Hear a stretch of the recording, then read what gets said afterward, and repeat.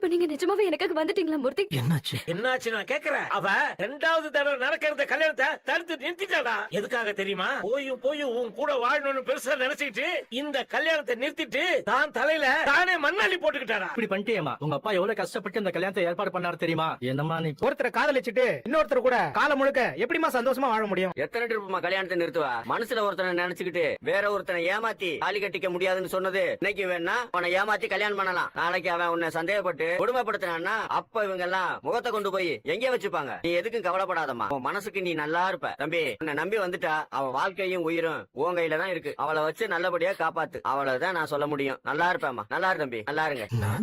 என்னால மனசுல ஒருத்தனை வச்சுக்கிட்டு வேற ஒருத்தரோட வாழ முடியாது மூர்த்தி. மனமேடையில உட்கார்ந்ததுக்கு அப்புறம் எனக்காக மட்டும் தானே நீங்க இங்க வந்திருக்கீங்க. எனக்கு தெரியல தானா. இவ்வளவு நாளா என் வாயால உன்னை புரியலன்னு சொல்லி தவிர என் மனசுக்குள்ள நீ எப்படி வந்தன்னு தெரியல தானா. உங்க புள்ள கல்யாணத்துக்கு நீங்க போகல? என் புள்ள அந்த மாதிரி எல்லாம் பண்ண